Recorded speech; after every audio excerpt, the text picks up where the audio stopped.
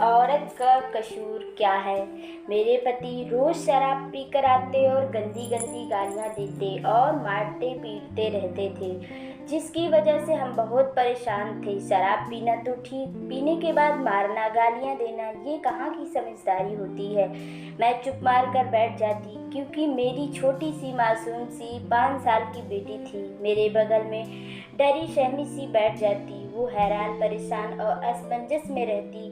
मैं जब सदमे से बाहर आने की कोशिश कर रही थी, जो अभी हुआ था, मैं अपनी बेटी की ओर मुड़ी, उसे अपनी आंखों को पोंछते हुए देखा। मैंने पूछा, क्या हुआ बेटा, क्या आप रो रही हैं?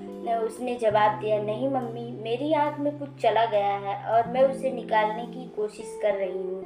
लेकिन मैं जानती थी कि वो झूठ बोल रही है।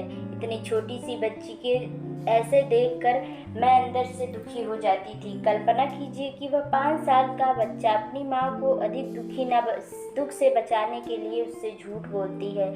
उस दिन मुझे ऐसा लगा कि जो बर्ताव मेरे साथ हो रहा है, सिर्फ मैं ही नहीं सह रही हूँ, मेरी बेटी भी यह अत्याचार सह रही है, भले ही वो जाहिर नहीं कर रही है। उस समय तक मैं अपने पति की हर बात को सर झुकाकर मानती थी और उससे मारने पर भी पलट कर जवाब ना देती थी। लेकिन यहाँ पर मेरी बेटी की जिंदगी का सवाल था। उसने थप्पड़ मारा, गालियाँ दी, मुझे भला बुरा कहा, लेकिन यह असर मेरी बेटी के जीवन पर पड़ रहा था। लेकिन मेरी बेटी को भी यह अता और पढ़ रहे थे कि मुझे बर्दाश्त नहीं हुआ। और आज मुझे एहसास हुआ कि जिसके लिए मैं बलिदान दे रही हूँ, उसे ही सजा और दुख तथा यातना झेलनी पड़ रही है। क्या मैं उसके जीवन देने के लिए जिम्मेदार नहीं हूँ?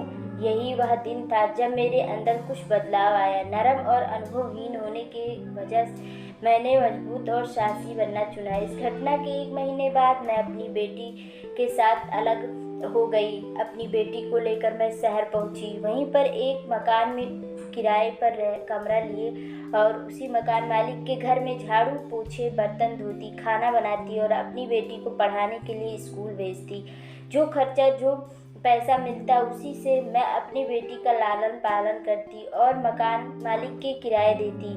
ऐसे ही दिन बीत गया। मैंने एक कंपनी में एक एम्प्लॉय की जॉब की और आज मेरी ज़िंदगी बहुत खुशी से बीत रही है। मैं अपनी बेटी के साथ खुश थी। इसलिए कहा जाता है, अत्याचार करने वाले से अत्याचार सहने वाला बुरा होता है। ना अत्याचार करो और ना अत्याचार सहो, इसके खिलाफ आवाज़ उठाओ। कहानी अच्छी लगे तो लाइक, शेयर और सब्सक्राइब करें। Thank you.